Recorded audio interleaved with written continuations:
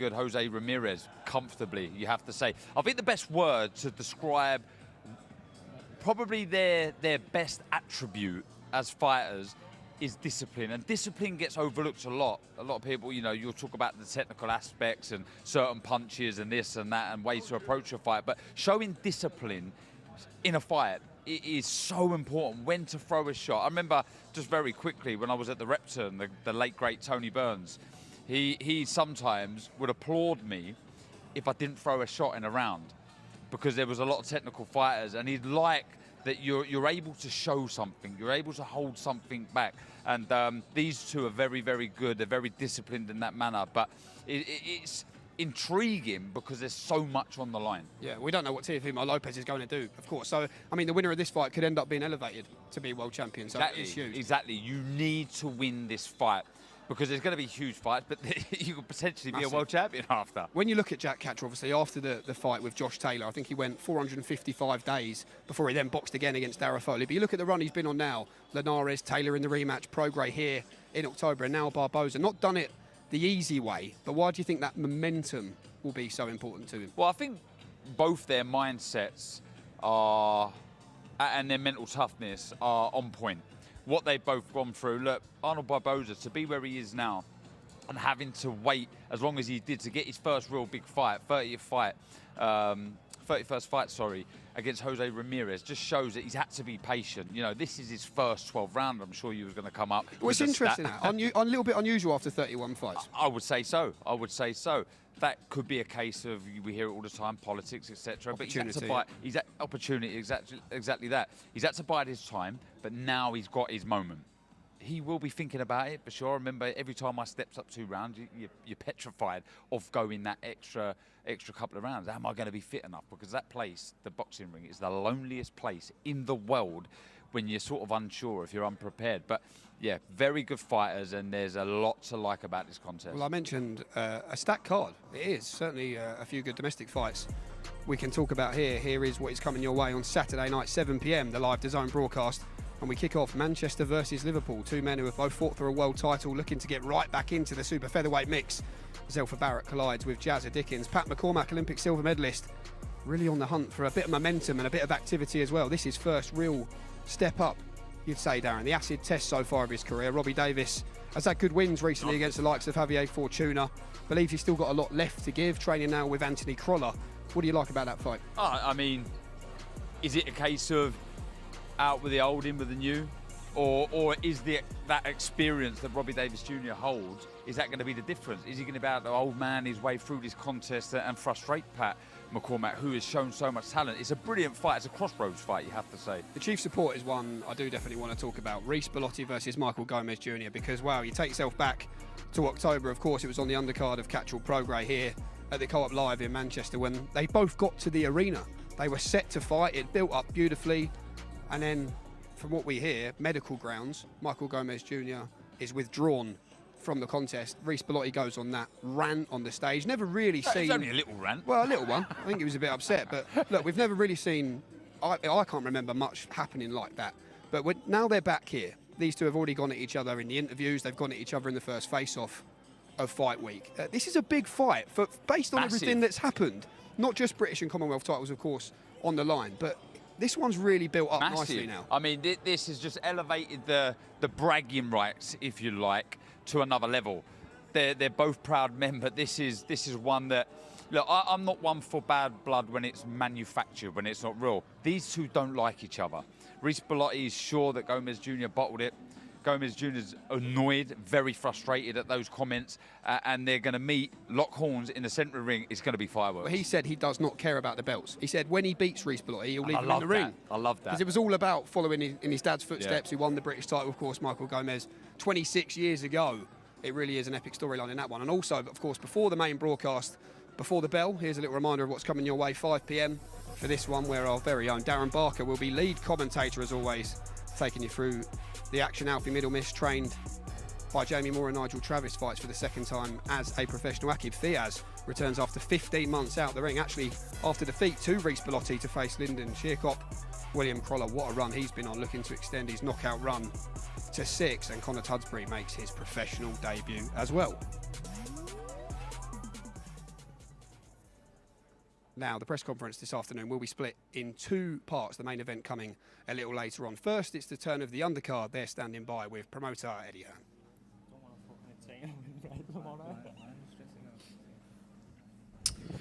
Good afternoon, everyone. Welcome to the beautiful Co-op Live in Manchester for an incredible night of boxing this Saturday, live and exclusive on DAZN around the world. Of course, as we know, DAZN, the global home of boxing, the place that every promoter in the world is queuing up, phoning up, trying to get on the platform. Very proud of the work that's gone into a fantastic schedule. Of course, last week, every week, non-stop action. And this week, a very important fight in the career of Jack Catterall. This time it's Arnold Barboza, 31-0 for the interim world title. Jack's been through everybody in the division. It's his moment of truth this Saturday in a place that is becoming a real hotbed for world-class boxing. Of course, last week we saw Derek Chisora in the building. This week, Jack Catterall coming up, Dillian Whyte, and a heavyweight card on DAZN. Fantastic facility and a fantastic card to match. Before we go to the main event press conference, we're going to talk about what I think is just a brilliant, brilliant domestic undercard. Of course, before the bell action as well. 4 fights on there before we move in to the championship fights. A great fight between Zelfa Barrett and Jazza Dickens. Pat McCormack with a step up against Robbie Davis Jr. and a long-awaited, I would say rematch, but not rematch, first match between Michael Gomez and Reece Bellotti for the British and Commonwealth super featherweight titles. We'll go to before the bell section first. We're going to bring in, I think first of all, a young man that we're very excited to see in the flesh for the first time. The pro debut of Conor Tudsbury this Saturday in his hometown of Manchester. A fantastic amateur, electric light heavyweight puncher that's going to be in some really, really exciting fights. Conor, ready to go? Been a long time coming. Yeah, really excited to get out on Saturday night. Been training for this for a long time. Been waiting for this opportunity. Gonna really show you all what I'm made out of on Saturday night. The timing couldn't be more perfect, really, with the Manchester show. Big arena card as well. Stablemate Jack Catterall as well. Yeah, really couldn't have had as I said the other day, I couldn't have a better start to my professional boxing career. Boxing at the Co-op Live, amazing place, great atmosphere when the boxing's on, and boxing on the undercard of Jack Catterall. Been around as an amateur, been there, seen it, done it all. Everybody talking about your ability, but also your power as well. I think that's going to translate well in the professional code. I think I'm more suited to the professional game, smaller gloves and the style and everything like that. So I think it'll be really good. I think I'll show you all what a talented boxer I am. Well, look forward to seeing the journey begin on Saturday for Conor Tudsbury. The gym is flying with Jamie Moore and Nigel Travis. We'll go to Alfie Middlemiss as well. Alfie, welcome. Jamie and everybody campaigned to get you on this card. You've sold a huge amount of tickets as well. Great platform to carry on the pro journey on Saturday. Just excited. I'd like to say a big thanks to Matchroom for the opportunity to be on this card. And yeah, it's the stuff you dream about when you first get into boxing as a young kid, to perform at the Co-op Live Arena. Such a massive opportunity for me. And I'm bringing massive support from Manchester. So yeah, excited and ready to go.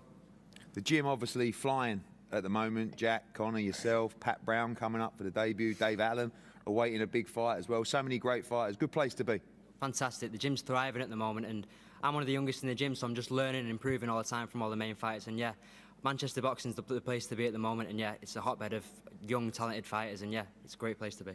Well, another man from that setup, of course, huge ticket seller. Great to see the return of Aqib Fiaz on Saturday night in Manchester again.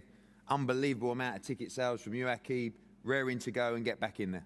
Yeah, you know, thank you for having us on this amazing show. You know, it's practically the VIP gym show. There's 4 of us on. Gym's flying, and it's you know, Manchester boxing's flying, and our gym will be at the forefront in the coming years. And I'm excited to be back, excited for a big performance on Saturday. And thank you to all my supporters that are coming out here. You've been in those championship contests, come short against Reece Bellotti. Plan to get a good solid win on Saturday and then move straight back into championship fights? Yeah, 100%. You know, I'll have my eyes on that fight, and hopefully we get the winner. Well, another man who is lighting up the professional ranks at the moment is William Croller. William, welcome. Knockout artist, we know, but as we start to step up, a very, very, very experienced fighter, durable fighter. We picked him to give you some rounds on Saturday. I'm not sure that's going to be the case, but hopefully some ring time for you on Saturday night? Yeah, no, and like you say, on paper, it's a tough fight. He's boxed over 10 rounds.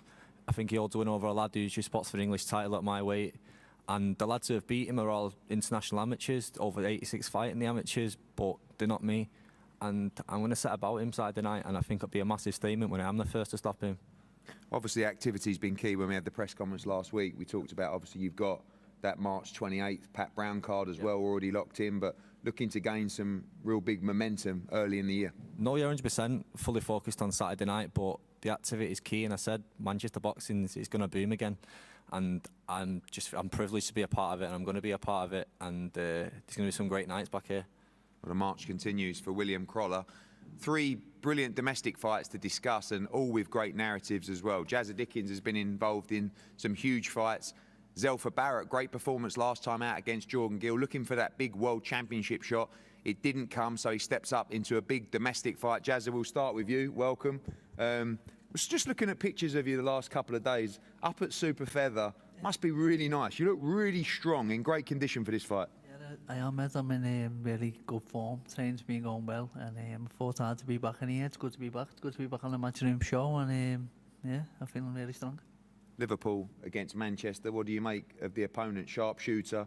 A little bit inactive since that Jordan Gill fight as well, but must win for you on Saturday night. Of course, every fight's a must win, isn't it? So yeah, I will win. And yeah, I think being around this Manchester scene here, it's good, because normally Liverpool or Manchester or London, it comes back around, doesn't it? Manchester's flying at the minute. It's good to be on one of these cards yet, not too far from home. So yeah, a lot of people will be coming up. So yeah, like you say, it is a must win.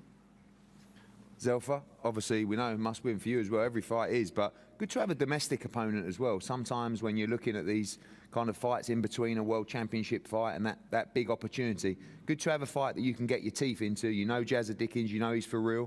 Going to be a good fight on Saturday. Yeah, man, Jazz is a good fighter, and you know when you're at this level, you fight whoever they put in front of you. I can't really be picking. If I believe I'm one of the best in the weight division, just got to beat who you put in front of me. So yeah, he's a good fighter, but you know, I've got goals and aspirations, man. You know, I need to be a world champion, so yeah. How dangerous are these fights? I mean, I guess you're going to tell me your focus, but obviously you are looking for that shot at the world title. You got a hungry fighter in Jazza Dickens that must win. It's kind of like one of his last rolls of the dice to go and land a big world championship shot as well. Almost the hunted in this fight, and can't afford to take your eye off the ball.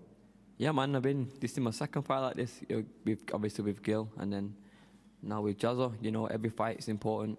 Every fight's a must-win fight. So it brings that extra something inside of me to be focused every round, to try and get the knockout, to keep doing what I'm doing. So yeah.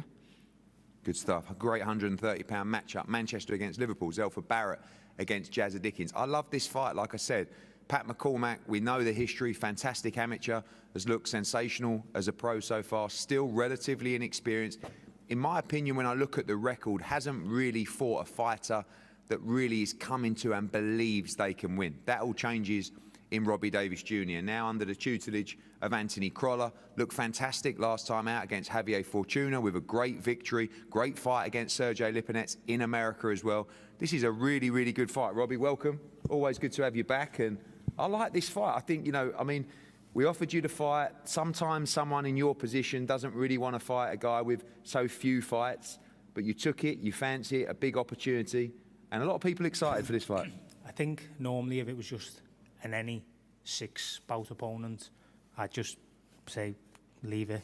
But obviously with his extensive amateur career, everything he's achieved, everyone knows he's a good fighter. He's already built himself sort of a platform from the amateurs.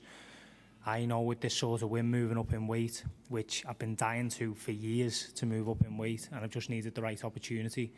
I just think it's just as big a scalp for me as it is for him. So I said straight away, like, take the hands off. I'll have that fight. Against Lipinets, I watched that fight live. It was a brilliant fight. You dropped him in the fight. You had him all over the place. It was a very, very close decision as well. Kind of like in that loss, almost kick-started your career again, in a way. A great win against Javier Fortuna last time out, and good momentum going into this fight. Yeah, the Lipinets fight, obviously, you got to remember, it was 15, 16 months out the ring. I took the fight on 7 weeks' notice, and even though I'm always in the gym, you're not in camp, are you? So there was a lot of things that I would have done differently, and but taking it on away from him, it was a great fight, do you know what I mean? I was over there in their backyard. but and then going on to another former world champion. That's the sort of calibre I want to be in with. And obviously when this fight came through, you think, oh, he's only had 6 fights, but only like I was saying before, because of such an extensive amateur career, all the medals and the credentials he's got, it's just the biggest scalper for me as it is for him. So I'm just right up for this fight. And finally, obviously we know he's a very talented fighter, great amateur career, but I guess you've got to be using your experience at this stage, take him deep in the fight, if you can as well, into those championship rounds. Yeah, definitely. Everyone knows when you watch me fight what you get, you see on the tin. I'm going to bring it, and hopefully it's a great fight on Saturday night. Pat, finally, I've got to be honest with you, this is always excited to watch you fight, but now it just turns up the heat a little bit. Someone that is very talented, got great pedigree and experience as a pro as well. You know he's coming to win. Just starts to get a little bit more serious now. Yeah, I'm buzzing for the fight. Obviously, I've been boxing all my life, won medals all over the world, got all the experience I need, and I'm just ready to step up and start winning belts in the pro ranks. Obviously, I've got 2 belts, and I'm looking to push on this year and get some more. We know about your ability. Do you feel that we're going to see the best of that against the better fighters and those that are actually coming to and believe they can win this fight? Yeah, 100%. Obviously, things I'm working on in the gym and that, if they're not coming to win, it doesn't work. So I think Robbie's a good fighter. He's been around for years. I've seen him fight in Newcastle against Lewis Ritson in a good fight. But listen, every dog has its day, and I think my days are coming. And this is the kind of fight that, getting over the inactivity, obviously you fought on the last Catterall card as well, you win this one straight into domestic and Commonwealth and European championships. Yeah, definitely, but it's a good fight. I'm looking forward to it. I can't wait, and have my full focus on getting the job done on Saturday night. Well, Newcastle against Liverpool in that one. McCormack, Robbie Davies Jr, great fight, as is this one.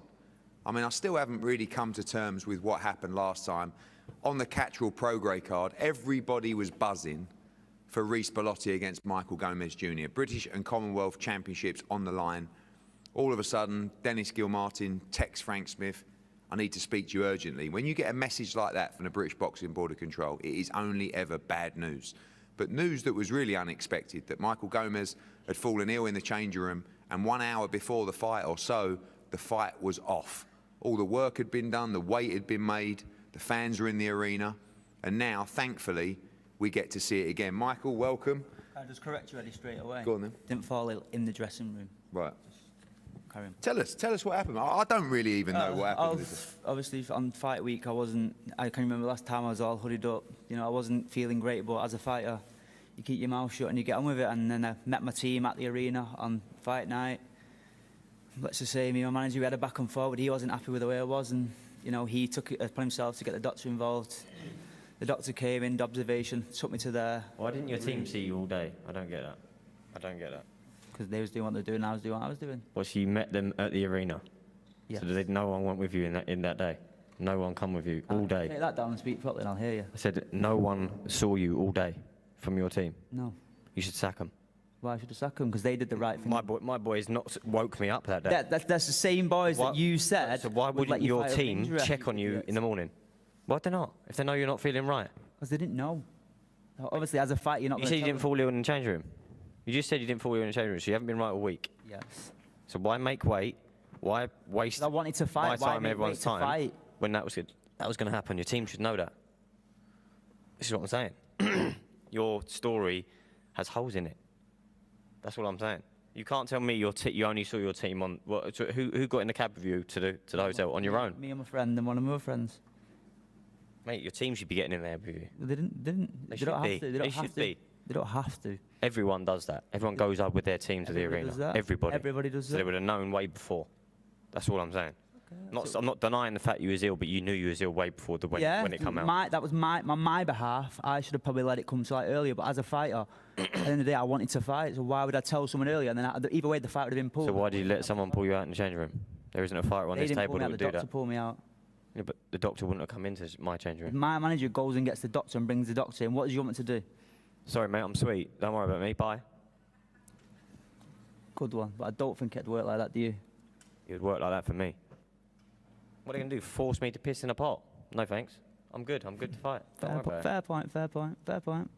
There's holes in your story here, but I'm not denying you weren't ill. I'm not denying that, because obviously you said you've Do been... you think you're that good to make me pull out? Do you honestly believe I'm not you're saying that that you were scared or you melted. I said you idiot, probably mate. knew you was ill for the week. Absolute Pull out weight idiot. before we all had to make weight. We all struggled as fighters to make weight. Do it on the fucking Monday, mate.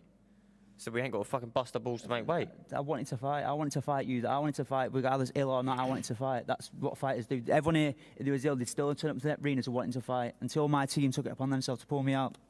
I was willing to fight. You'd have gone in there that night, you'd have beat me up, but I'd have took it like a man and gone home. That's how it goes. My team did the job that they're supposed to do. At least you had an excuse that night. Well, what's your excuse this time? I'm going to beat you. That's my excuse. I don't need any excuses. Michael, obviously, he doesn't believe you, but that's kind of irrelevant now, to be honest with you. It's not. I don't believe you weren't ill. I just believe you went round it the wrong way.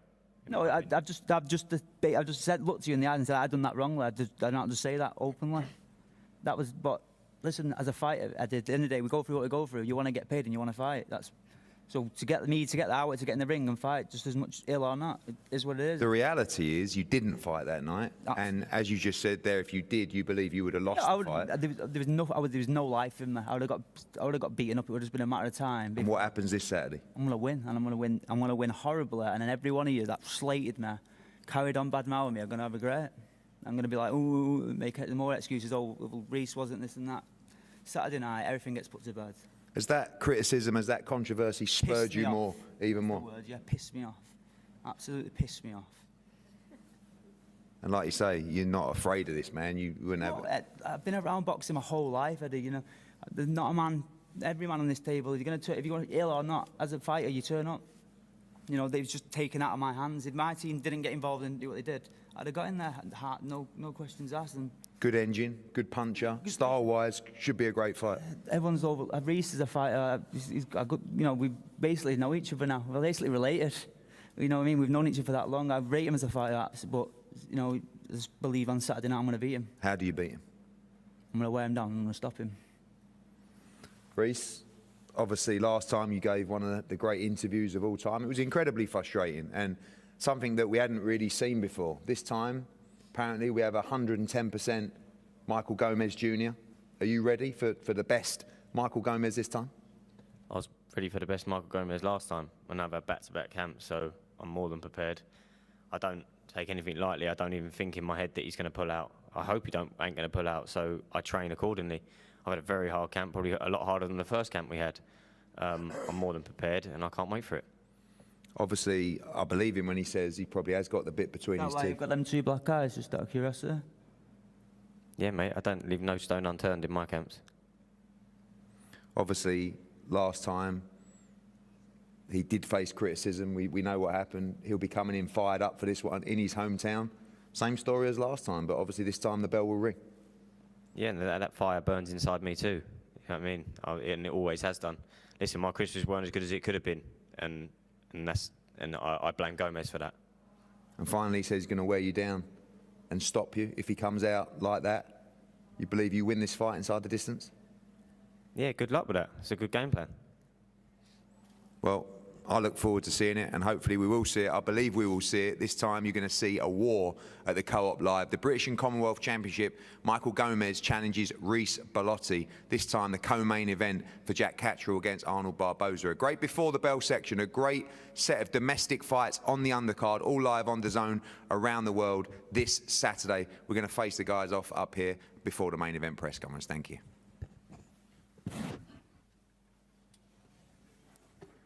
Enjoyed that, Dan. That was entertaining, but a solid card. We did say that at the start, and we always say that really. But this time, when you look at the fights, very much the case. Hard to argue against it. Yeah, brilliant card. Really is. There's a lot on the line for every fighter here. Do you know what fight I like? I like the Pat McCormack fight, yeah, Robbie Davis Jr. I think in some ways, yes, he's very talented, but where he's been so inactive, he's almost been forced to fight someone of the caliber of Robbie Davis Jr. to kind of catch up. Yeah. If you like, and you find out in these instances if it is a step too far. Well, Connor Tudsbury here makes his professional debut this weekend, as does just up there, Alfie. Alfie Middlemiss for the first time on a Matchroom card, fights for the second time as a professional. Three stablemates there, Alfie, Akib Fiaz and Connor, and Will Crawler on the left of your screen. taken to professional boxing quite well. Thanks, Big guys. shoes to Thank you fill, very much. Darren, when he Yeah, turned no. over Will Crawler, but so far he's made it look pretty easy. But Ayub Zakari never been stopped and did beat Bilal Fawaz, so a good On the measuring lines, stick boys, here. face to face, please. Yeah, what I love about it before the bell is I can't pick which is my favourite fight out of the lot, but this is a brilliant fight. It's a must-win for Jazza Dickens, and Zelfa Barrett is very, very close to a world title shot, as we know. Yep, 10 months on from Zelfa's win over Jordan Gill, he is back. Jazza also, though, looking to get right back into the super featherweight mix. Zelfa ranked in the top 10 with the IBF and the WBA. This for the WBA international title. Manchester versus Liverpool. Must win for both, absolutely. Winner will be right in the mix for some big fights at 130 pounds. And Zelfa Barrett believes he'll just have underachieved. That's how he put it. Should he not win a world title in his career, which reaches his professional fight number 34 this weekend. And that will lead us in nicely to this one. Pat McCormack really looking this year to build some activity and momentum together. Has struggled with injuries. Just the one fight last year. Robbie beat Javier Fortuna in November and has boxed 185 professional rounds in comparison to Pat's 30. It is. It's a big jump up. Well, look, we know the talent of Pat McCormack on the left of your screen there. A very, very good fighter, Olympic finalist. Robbie Davis Jr., we know what he's about. Tried, tested. He's worn the T-shirt. Brilliant contest. Conor Walker, of course, recently won the British and Commonwealth belts at 147 pounds. The winner of McCormack Davis Jr. be in the frame, perhaps to fight him later this year. But here is the chief support. Not a lot of love lost, it's safe to say, between these two. Back in October, after all the drama, they settled the score on Saturday night from the Co-op Live. Michael Gomez Jr., Reece Bellotti, British and Commonwealth super featherweight titles on the line. Bellotti says he'll have no answer for what he is going to bring on Saturday night. Michael Gomez Jr., as I said, tells us he does not care about the belts anymore. Domestic supremacy at 130 on the line, but the big story heading into the original date was about following in his father's footsteps, who won the British title back in 1999, 26 years ago. But now it's just about winning and silencing the doubters. And the big fights just keep on coming, don't they? On DAZN, here's another one that's coming your way, April 12th from Atlantic City.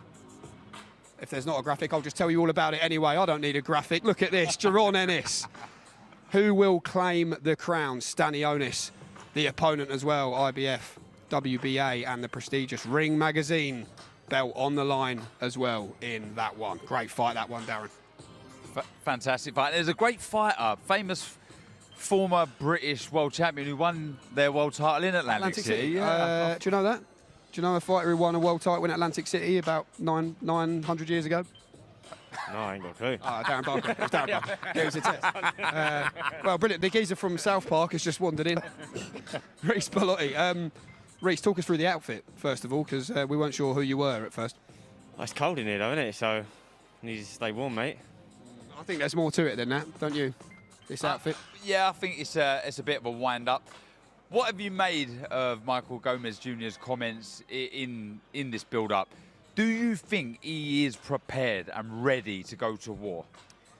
I believe I'm getting a bit of vibe from him this time round. Maybe he was ill last time. I don't know. I'm not saying he melted. In that heat at the moment, obviously everyone's going to be fuming. Do you know what I mean? I've worked my arse off to get to this point, and then you don't get paid. Do you know what I mean? If anyone was going to work for a month and didn't get paid at the end of it, they'd have something to say about it. I feel that he looks all right this time round, and Saturday night it's going to be a good night. How is your mindset this time around in comparison to how it was in October, based on everything that happened, Reece? I stayed professional, man, I'll be honest. I mean, I probably trained harder this camp than I did in the last one. I didn't think it was possible, but I think we did. You know what I mean? I had a lot of hard rounds, a lot of hard days on the track, all for this man. So, yeah, for me, nothing's really changed. You've been on a brilliant run since you moved up to super featherweight. But when you talk about that word maturity, I've heard you say that a lot. Do you think a younger Reece Bellotti maybe would have handled this fight week differently? Do you think that experience, particularly that you've had recently and the run you've been on, will help you on Saturday? Yeah, I guess so. I mean, you're basically calling me old.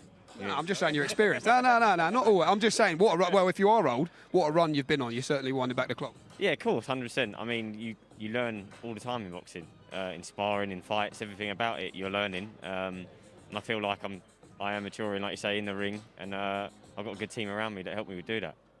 Does this feel any different? There's real needle here. There's bad blood. How are the nerves now in comparison to some of your fights in the past? I'd say I'm more pumped than nervous. I'm not really any more nervous than I would be for any fight. It's just I'm just more pumped for this one. Like yesterday, you get the little flashes of adrenaline flowing and stuff when you're face to face, all that stuff kicking off. I love it, really. Do you know what I mean? We're fighters at the end of the day. That's what we do. So I'm not any more nervous. I'm just more pumped. Do you think you've wound him up a little bit so far this week? Absolutely. You ask my wife, I'm very good at winding people up. So, yeah, you just play the game. How do you expect that to change his approach, do you think, on Saturday? Are you expecting him to come flying out the traps? I'm kind of, like, his style is to do that anyway. Perhaps probably to do it more now, so I don't know. Listen, whatever he's going to do is not going to be enough for me. And what do you do, sorry, JB, in that instance? We know you're the big puncher here, massive KO percentage. Do you meet him in the centre of the ring? What's the plan? Without giving too much away. Yeah, listen, we prepared for both. I've had hard sparring both ways, you know what I mean? It's like there's more than one way to skin a cat in boxing terms, and you'll sit on Saturday night, I might just go, plans out the window, bosh, let's have it, like, because I've got that in me. But in times, you've got to be clever in boxing. It's 12 rounds as well, so yeah, it's all in plan. Can you give us a little final prediction, Reece, ahead of Saturday night? It's going to be a Bellotti win, and it depends on how silly he is. It's whether I get him out there or not. Reece Bellotti, wish you the best of luck on Saturday night. As you can see behind us, we're just about ready to hear from the main event here in Manchester. Let's get the main event presser underway with promoter Eddie Hearn, who's standing by.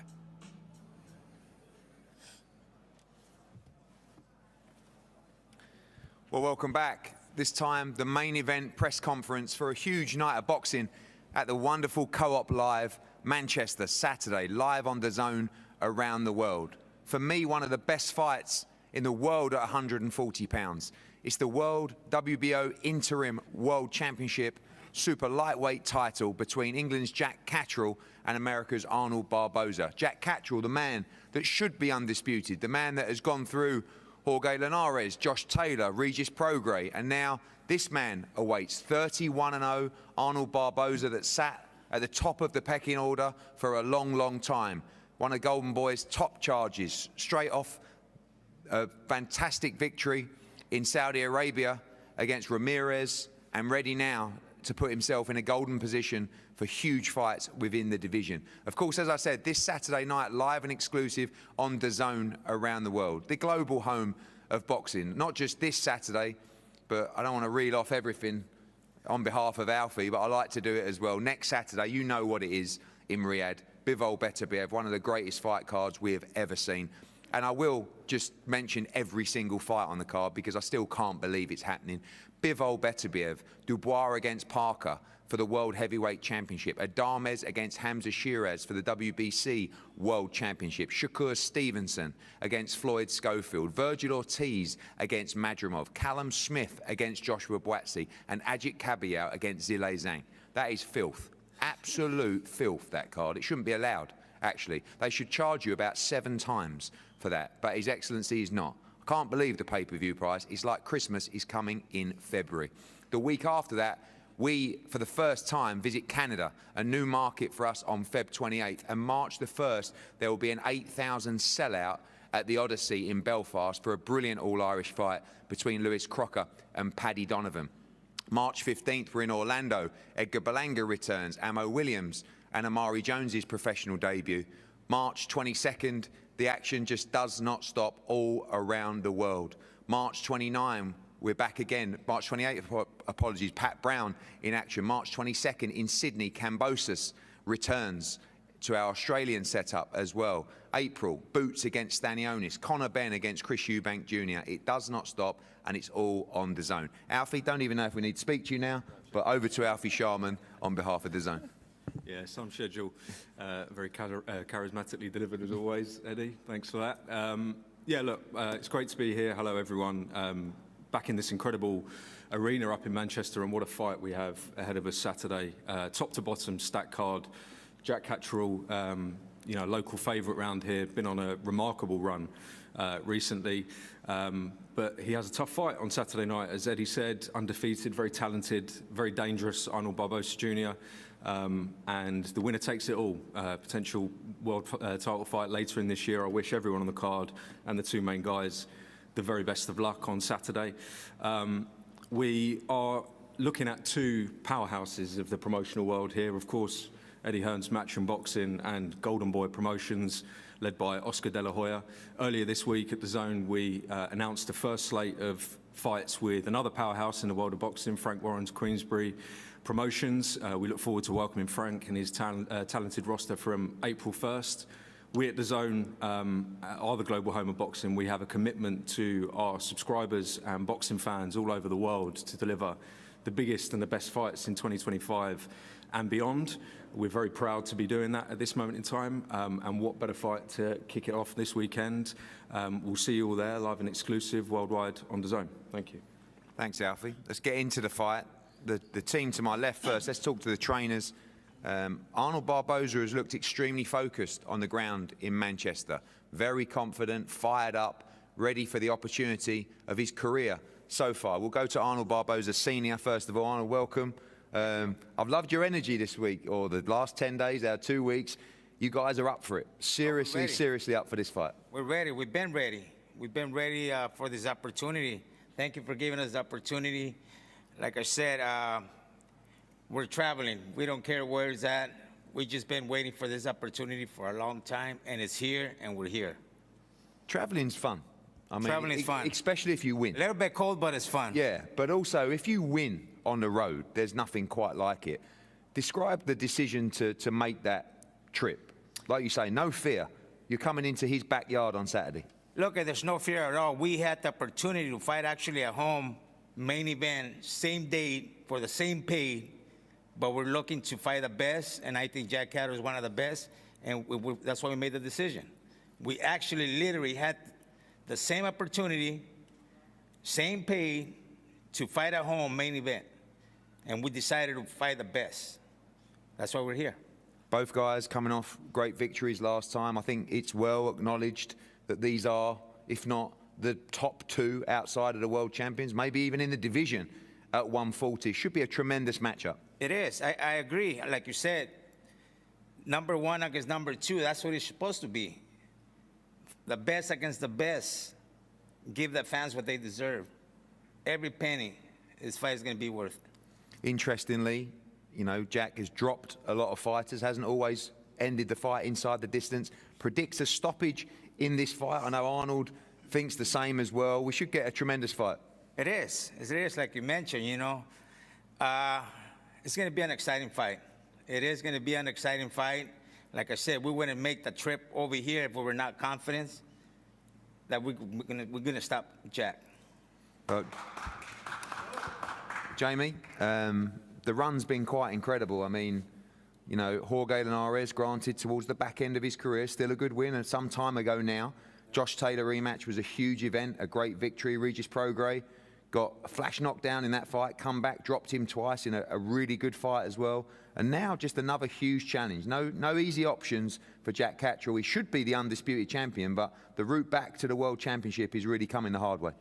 Yeah, he's a fantastic run and in the form of his career. So, and he's going to, you know, rightly so, he needs to be, because these types of fights and the challenges what he wants to put himself in front of, you need to be on top form. And activity was always an issue sort of 2 or 3 years ago where he wasn't quite getting the fights what he wanted. You know, when you look back to 2018, I know Barbosa's team have been saying that they've been waiting for a long time. Jack Catterall was mandatory for the WBO title back in 2018, and for some reason or the other, you know, just kept dragging on, and different fights kept getting made in front of him.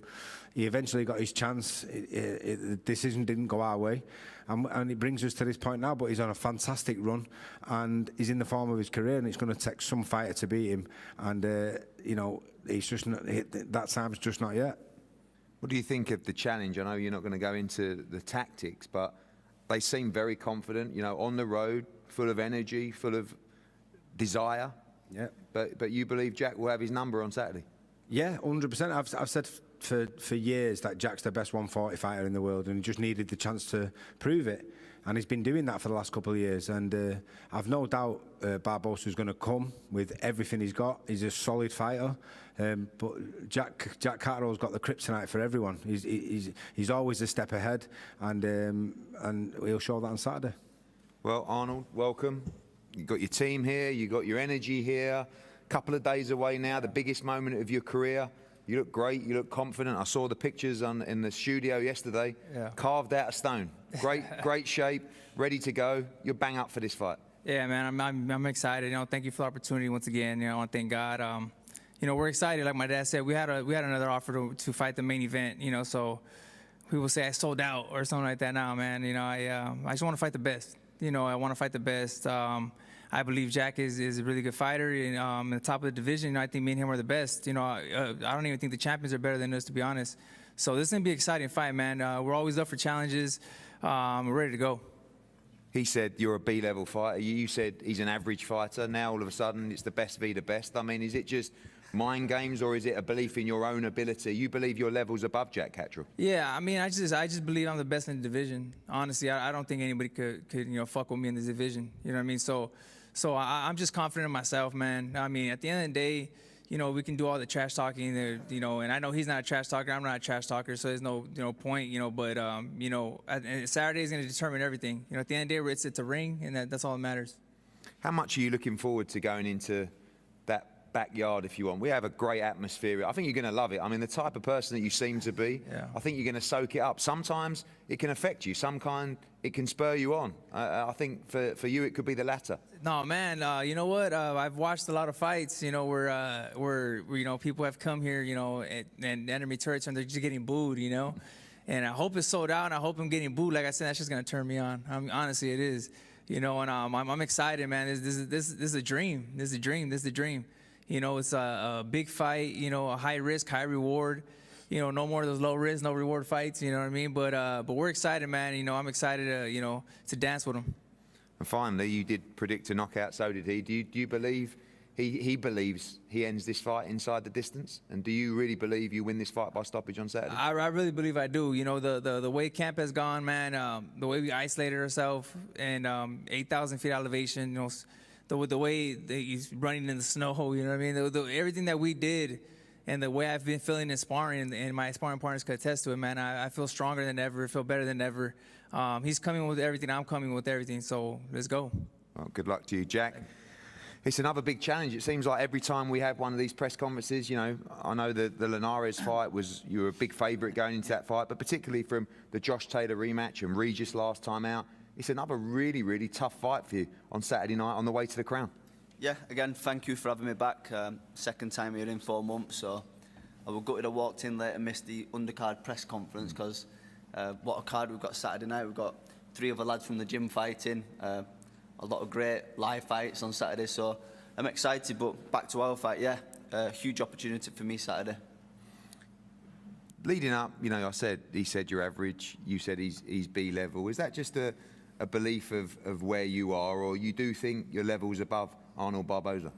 I think from both sides we're taking confidence in the preparations we've had. I don't want no easy fights. Arnold's been in a position that I've been in, waiting for that opportunity, and I don't believe you can sit back now, the way boxing is, and sit on the sidelines. You've got to take your chance. I'm on a good run now. I've had good momentum. I feel better every camp. This camp's been great.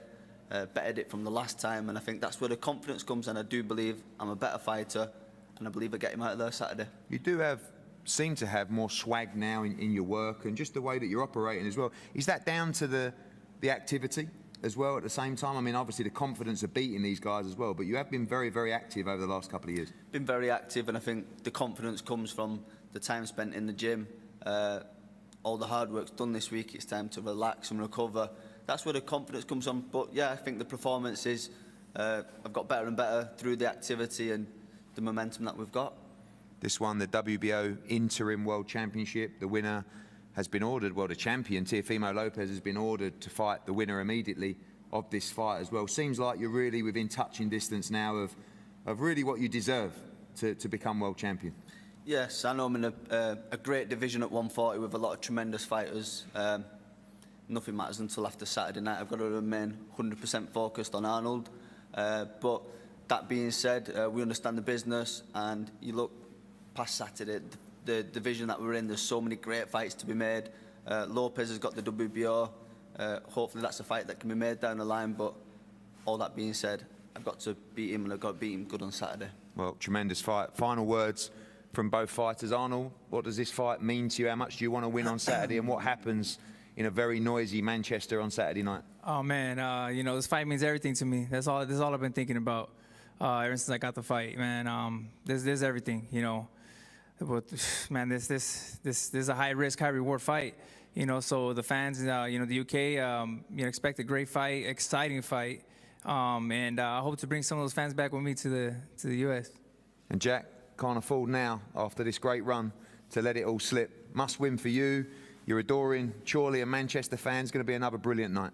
Yeah, this is the final hurdle Saturday. It's a big opportunity. Like you said, high risk, high reward. I'm ready for it. I'm coming to bring that belt back down to Chorley on Sunday morning. Well, two tremendous fighters. For me, one of the top pound-for-pound fighters in Britain right now, Jack Catterall, against the 31-0 undefeated Arnold Barboza. It's #1 against #2 in the division for the interim World Championship, live on DAZN around the world from the Co-op Live. An incredible night of boxing, a noisy, big crowd expected for a great night. We'll see you all there. Weigh in tomorrow. And don't forget, tune in live and exclusive on the home of boxing, DAZN, on Saturday night. We're going to face off the guys now. Thank you.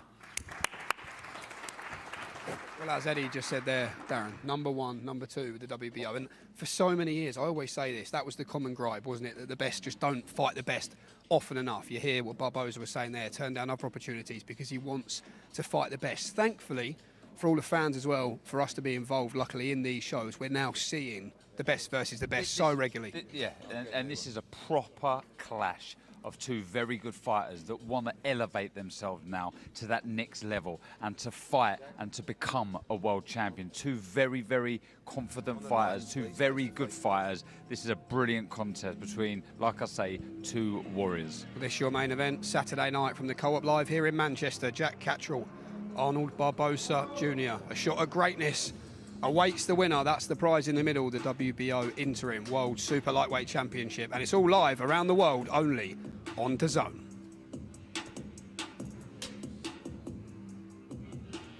Front boys, please. The Co-op Live, Darren, becoming a great arena for boxing. Obviously, congratulations to our old friend Derek Chisora on a great weekend, great victory last weekend here, of course. Jack Catterall leading the charge, but when you look at Manchester boxing, the likes of Pat Brown, Will Croller, Zelfa Barrett, the list goes on coming through. Manchester fight fans are in for a generational bit of excitement, I think, here. Yeah, it's booming. It really is, and they've got a man there on the left of your screen who could really fly the flag.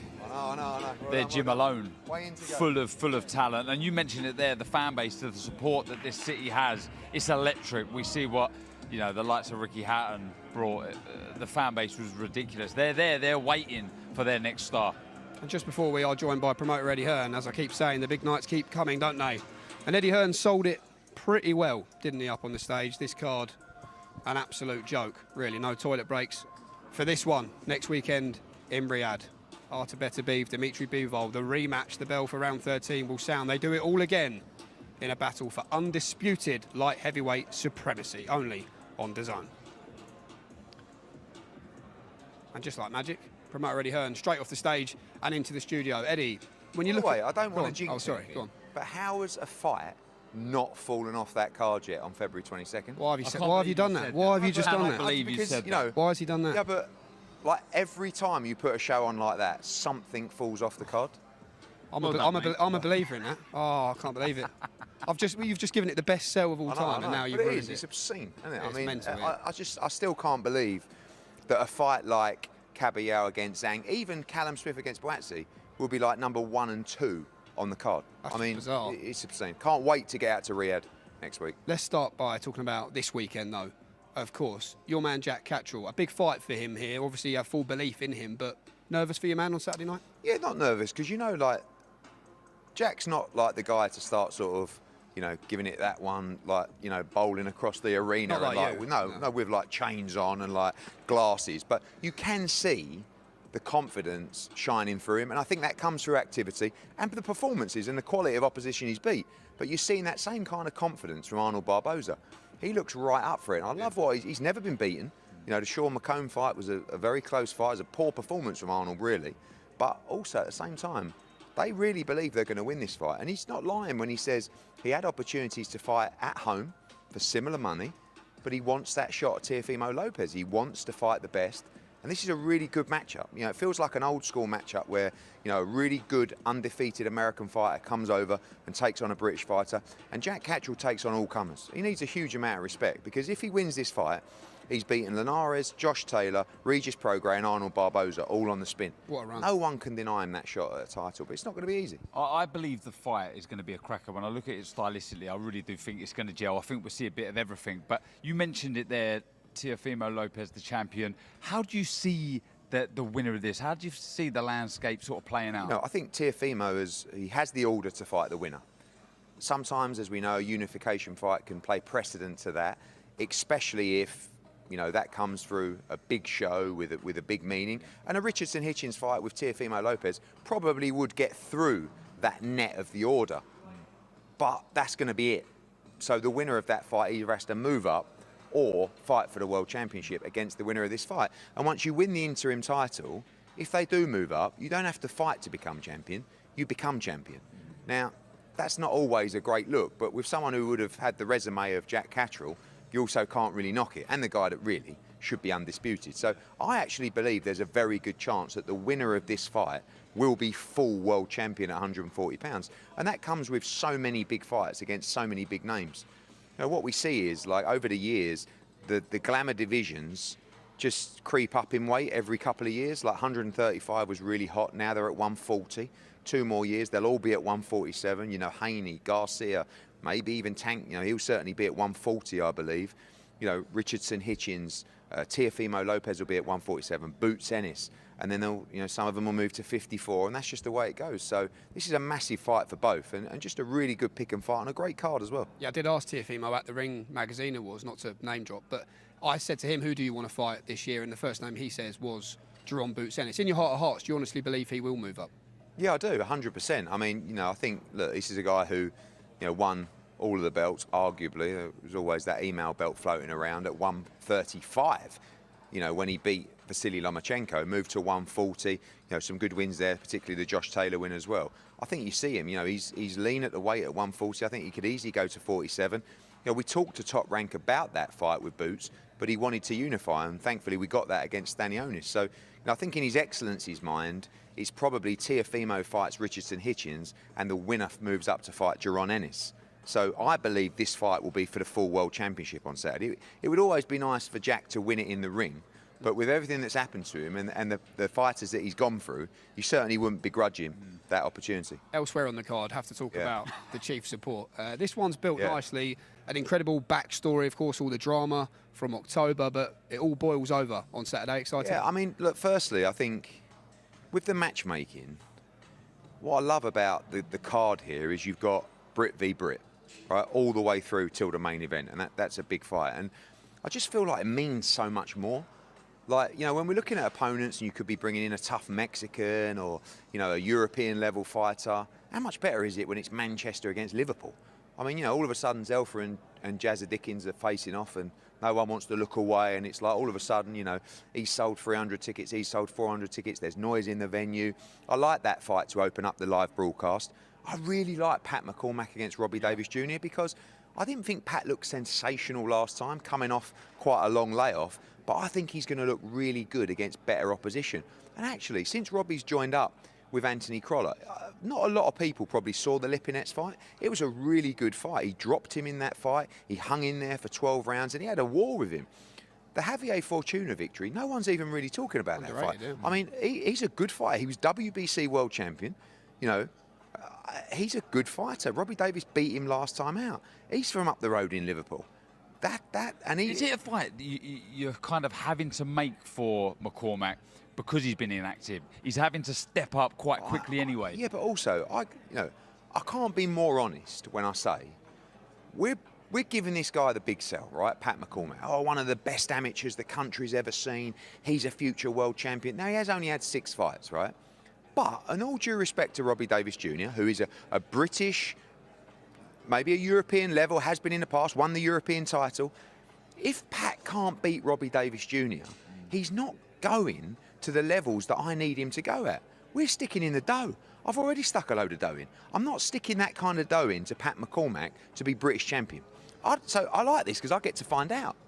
If we're wasting our time, we'll find out on Saturday. If the kid's what we think he is, he'll stop Robbie Davis Jr., he'll look sensational, then he'll go on and fight for British and European titles. So everybody's different at the stage and the investment and the ability and the pedigree. And then you go Reece Bellotti against Michael Gomez. I mean, Reece Bellotti was out. You know, he came to us. I kind of convinced him to turn pro many years ago after winning a couple of ABA championships. He was a big ticket seller in Watford. He won a Commonwealth title against Jason Cunningham. Got beat at British level against Ryan Walsh. He was on Fight Cut. He got battered by Ray Ford. And he came up to the office after fight camp and it was like, all right, thanks for everything. It's been a good ride, hasn't it? I won the Commonwealth title. All of a sudden, I see he's having a little warm-up somewhere, comes back, wins a Commonwealth title, wins a British title. He's on the verge of fighting for the European title. And he's full of confidence now. You know, and I've got to say, the one thing is, I actually, although the story is a bit cloudy, I do believe Michael Gomez in the sense that you're just not going to go through camp. You're not going to make weight. You're not going to do all those things. And just in the dressing room go, oh, actually, I don't fancy it. Fighters don't do that, right? Now, sometimes the trainer can pull you out, and sometimes that's their job. But the one thing he said that stood out there was, if I would have fought that night, I would have got bashed up. And now I'm going to bash you up because I feel great. Do you know what I mean? And you never know how anyone's preparation's gone. Reece could have had the camp of his life that night. He could have had a bad camp for this fight. So now all of a sudden you're thinking, hang on a minute, now this geezer's firing on all cylinders. I haven't had a great camp. This is going to be a war. This is going to be a war because Gomez has had so much stick. And that kind of thing can really drive you inside. Yeah, but like you can't, you know, with the family pedigree that Gomez has got and the following he's got in Manchester, it ain't a good look to pull out in the change room an hour before the fight. So you got to put it right on Saturday night. And you either put it right by winning or you put it right by giving every ounce of your soul. And if he does that, we are going to see a domestic classic on Saturday. And when you think about Reece Bellotti, that's 5 wins on the spin now since he moved up to 130. One thing you want to say, you're trying to encourage fighters to take harder challenges and then remind them that, look, if it doesn't go your way, but you put in a good performance, it's not the end for you. Is that a good, is Reece a good role model? Every fighter is different, Jamie. You know, you can't compare Reece Bellotti or Conor Walker to Pat McCormack, right? Pat McCormack has had bundles of money invested into him because his pedigree suggests he will be a world champion. Conor Walker and Reece Bellotti have been, you know, paid well. They've had great opportunities, but they are there because 1, we love them, and 2, they give fans massive bang for their buck every time, and they're in great fights, and they keep on winning, right? So it's not like when I say I only want world-class fighters. Yeah, when we're talking about the level of investment that's required to take them there, but people like Conor Walker and Reece Bellotti, they're welcome every day of the week. Do you know what I mean? And now their money's going up and up. And by the way, if you keep winning, you will land the golden shot. You know, Conor Walker had a very tight fight with Lewis Crocker. But Lewis Crocker could be mandatory for Jaron Ennis after March 1st. So you've got to keep chipping away. But it's not, you know, every fight is different. But when you're talking about a fighter that you're making the investment in, you know, the team's pushing, I'm standing up on the pedestal, hyping them up, you better perform. Yeah, you better deliver. Will you be disappointed if Pat McCormack doesn't stop Robbie Davis Jr.? No, not necessarily, but I just want, like, all our young fighters, I want a performance where I go, oh, yes. You know, and I'm buzzing, and everyone's going, wow, do you see that performance? Wow. And then that helps them, because if you don't perform well, you just drop down the pecking order of activity. And when you do perform well, it's a bit like, I don't know, Taylor Bevan. Right, he's going in there at the moment, he's smashing people up. Cool, get him out again. Nishant Dev, who debuted the other week, looked sensational. Cool, get him out quick. If you don't, you're still going to get your contracted fights, but you're not on the on everyone's lips. Yeah. So for Pat, you've got to go and make a statement. If you're special, you've got to do special things. You can't just labour through a fight and then everyone goes, oh, what's all the hype about Pat McCormack? That's not going to help me. And that's not going to help the movement. So go in there, but it won't be easy. Robbie can fight, and he's got the bit between his teeth, you know. And sometimes these fighters who have suffered a few losses actually become quite dangerous because they've experienced that and they know they've been through everything. I mean, if I'm Robbie Davis, I'm thinking I've got to take Pat McCormack to 5-6 rounds and then jump all over him. But if you watch the Lipinets fight, Robbie Davis, he was in there the whole fight, swinging away, battling away, taking shots. Lipinets is strong, you know, he's coming towards the end of his career, but this was like 2 or 3 fights ago, you know. And Croller's in the corner, just makes a little bit of a difference, you know, get him up for it, and you never know. Sometimes, if it's not going your way, you might not have it in you. Do you know what I mean? You've seen fighters before who look fantastic, great amateurs. All of a sudden, you get in the pros, things don't go your way, and you can get old man in there.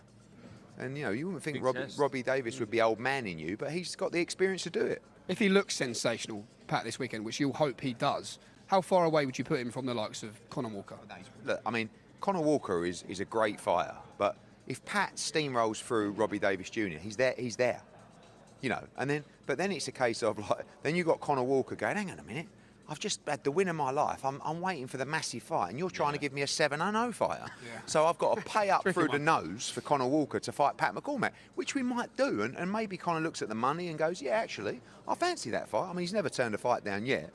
But also, you want to reward the fighter when they do something like the Harry Scarf performance. And he has got a mandatory against Liam Taylor, which will have to be next anyway. So after that, who knows? But, you know, the plan, like I say, every fight is different. My plan for Pat McCormack is to build him into a world champion and someone that could be in the mega fights, unification fights, everything. My plan for Conor Walker is that one day I can have a pint with him and he's got 3 or 4 houses and he goes, what a ride that was. Look at me with my Lonsdale belt up on the wall. Do you know what I mean? So everybody's different, but we're the dream makers. And everybody's got a different dream. For Conor, winning the British and Commonwealth was always a huge dream. For Pat, it would be an underachievement if that's all he did. Just while we've got you, Eddie, let's bring up our Before the Bell fight card and have a little chat of what is coming your way. 5 p.m. Matchroom and DAZN YouTube channels. Eddie, what do you think? What is the standout here for you? Who are you looking forward to seeing? I mean, 2 things really. I mean, Conor Tudsbury, the journey begins. You know, I feel like we've got just the most incredible crop of young talent globally, and he's one of them. You know, GB fighter, couldn't make the Olympics because he was injured, but a very, very sharp punching, big punching light heavyweight that they think is going to move very quickly. I'm very high on William Crawler, I've got to be honest with you. Like, I just good. And it's not just that he's stopping people that perhaps you wouldn't expect him to be stopping. I think it's like you've got to be a little bit careful. He's got that aura around him at the moment where actually he really believes in himself, he believes in his power, he's sitting down with his shots, he's being nice and spiteful. As long as he can stay smart with it and compact and not just come in and... Because as you go through the levels, you can't just walk through everyone. The opponent is really, really durable. Yeah, never been stopped. Yeah, I'm not sure he'll stop him. I really hope he doesn't, because I could really do with him doing 8 rounds, or at least 5 or 6 or 7 rounds. And he beat Bilal Fawaz as well. Yeah. If he stops this guy, then the hype is really real about the power. I think he's got great power anyway, but you know, it's really one that's almost unexpected in terms of where it's come from. And you know, he knows it because I say it all the time. I only put him on because it's Ant's brother, and we love Ant. And all of a sudden I thought, Jesus, this kid can really fight. I didn't know. When Ant was winning world titles, William was like 15, 16, just sort of being a Herbert in the arena. He never looked like a fighter. I didn't even know at that point he had an amateur pedigree. But he's really good. And, you know, I love rough diamonds as well. You know, and I think that's a great story. Well, Alfie Middlemiss fights for the 2nd professional time as well, and Akib Fiaz also in action. And here is just a reminder of the main card. 7 p.m. Zalfa Barrett versus Jazza Dickens. Both men looking to get right back into the mix. At 130 pounds, Pat McCormack, as Eddie was just saying there, wants to see his man, Olympic silver medalist, look sensational in what is considered his first real acid test against former European champion Robbie Davis Jr. In the chief support, the score finally settled. Reece Bellotti and Michael Gomez Jr. collide for the British and Commonwealth super featherweight titles. And of course, in your main event, WBO Interim World Super Lightweight Championship. A shot of greatness awaits the winner, Jack Catterall, Arnold Barboza Jr. Your main event from the Co-op Live on DAZN over 12 rounds. I must just say, Darren, before we wrap, I'm concerned now. He's tempted fate with that next week's card. Who does that? Don't say anything. Why do that? Ignore he even said it. Just erase it from your memory. I'm going to have to, but I can't wait to get out to Riyadh. I mean, we often say we're fortunate, and we very much are, but that is so special next week. Incredible. You know, for all the years I've been involved in boxing, there has never been a card that I can remember even comes close to that. Every single fight on there, top of the bill in its own right, special, magical night. But before, of course, we get to Riyadh, all focus and all eyes here on Manchester as boring Jack Catterall headlines on DAZN once again. My name's Jack Catterall, and for some reason, people think I'm boring. It doesn't make sense to me. I'm a fun guy. I've got loads of fun hobbies. I've got a real thing for nature, and I love locomotives. I'm big into my fashion. I like to keep it exciting. I'm also a bit of a petrol head. How many kids do you have? One baby girl, one baby mother. Real bad man. People say I like rules. The truth? I live for discipline. I'm not much of a trash talker. Get the road! Sorry, that's what my manager's for. He's always got me back. Arnold, it's Sam. Listen to me. You've got to take this fight. I mean, I love Jack to pieces, but I think you'll chin him. Sam? Right hand to God, Jay. It's okay, Sam. Guess what I do for a living could be considered boring. Boring. Boring. They look a bit bored, don't they? Boring. Boring. So boring. I put another one to sleep. Fight Night on DAZN, brought to you by that prize guy.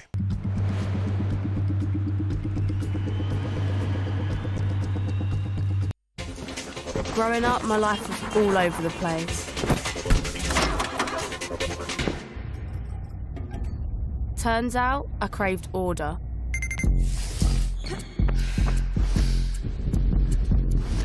And when I joined the Navy, that's what I got.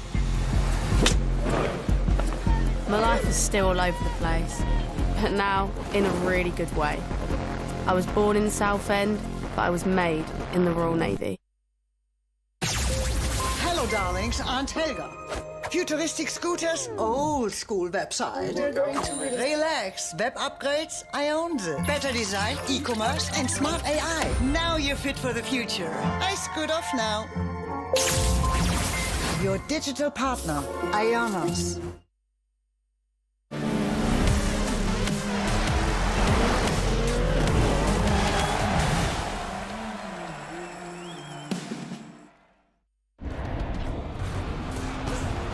Fight Night on DAZN, brought to you by that prize guy.